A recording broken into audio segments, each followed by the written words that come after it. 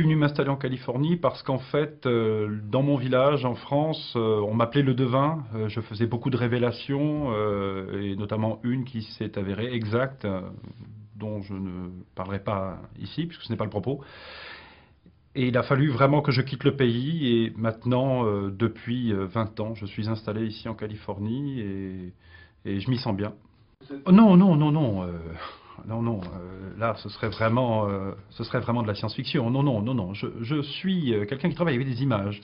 Donc là, j'ai vu un homme sur la Lune, marcher sur la Lune, arrivant avec une fusée. Voilà. Vous vous rappelez que c'était en 1950, j'avais à peine 10 ans. Donc, on a aussi l'imaginaire de son âge. Donc, une fusée, un homme marchant sur la Lune. Et je disais toujours à mes parents, on va aller sur la Lune en 1969. On va... Alors, ça les faisait rire, évidemment. Ils étaient à la fois touchés, je pense, mais ça les faisait rire.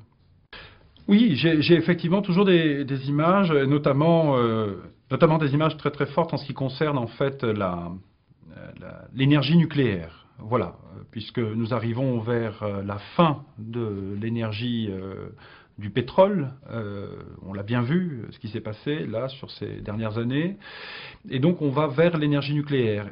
Et là, l'énergie nucléaire apportera son lot de catastrophes, notamment en URSS, où je prédis pour la fin de la décennie, avant la fin de la décennie, n'est-ce pas, une catastrophe majeure qui pourra remettre en question l'utilisation même du nucléaire.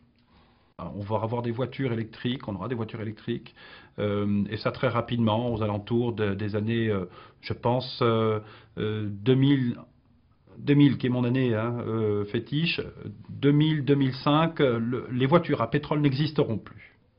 On sera sur des voitures électriques.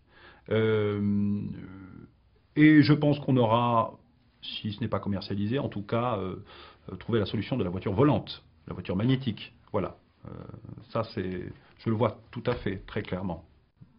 C'est relativement flou. Mais en tout cas, ce qui est certain, c'est que dans la première décennie qui suivra l'an 2000, l'Amérique sera attaquée. Non, non, non, non, non. Il ne s'agit pas d'une attaque à l'étranger, il s'agit d'une attaque sur le sol américain. Il s'agit là vraiment d'un nouveau Pearl Harbor. C'est un bombardement. Et je vois des villes comme Los Angeles, notamment New York, se faire bombarder, New York se faire bombarder, et ce, dans la première décennie qui suivra l'an 2000. Voilà, ça, c'est évident.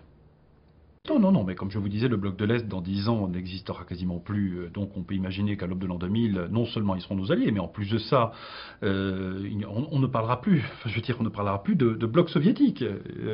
Non, non, non, là c'est très très clair. Les causes de ces attaques et les causes de ces conflits seront d'abord liées à l'énergie.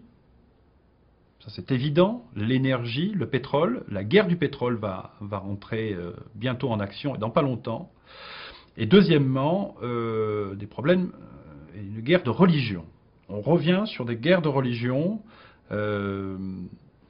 Oui, un changement qui sera une révolution populaire, puisque le peuple américain élira entre 2005 et 2012. C'est très clair là encore, un noir à la tête du pays le plus puissant du monde. Un noir sera l'homme le plus puissant du monde. Et ce sera amené par un élan populaire, vraiment. Les gens seront derrière cet homme qui sera accueilli probablement, non pas comme un messie, mais en tout cas comme un sauveur. L'esprit d'un changement pour une Amérique qui aura souffert, je pense. Le monde dans 100 ans. Alors c'est à la fois un fantasme pour moi, ça m'amuse beaucoup, j'essaie toujours d'imaginer, mais le problème c'est que je ne vois rien pour ces années-là, parce que malheureusement, en ce qui me concerne, je ne vois plus rien après 2012. Je ne vois plus rien après 2012, je n'ai pas de flash, je n'ai pas d'image après 2012, parce que ce n'est pas pour rien si je n'ai pas d'image après 2012, alors que c'est quelque chose que j'ai depuis tout petit. C'est soit effectivement ma propre mort, ce qui est probable, je n'exclus pas, je ne l'espère pas. Soit, parce que le problème, c'est que je vois aussi la rencontre, je ne sais pas comment vous dire ça, mais je vois aussi on va probablement rencontrer d'autres personnes. Oui, de rencontres extraterrestres. Voilà, le mot est lancé. Et en même temps, si vous êtes là, c'est pour qu'on puisse en parler. 2012, pour moi, c'est l'année de la rencontre. Je ne sais pas s'il faut vraiment parler de formidable. Le problème, c'est que je pense qu'ils seront tellement en avance sur nous. Vous imaginez, ils viennent du fin fond de la galaxie. Pour l'instant, nous, on était sur la Lune. Mais heureuse, mais c'est un conflit. Vous écoutez ce que je dis.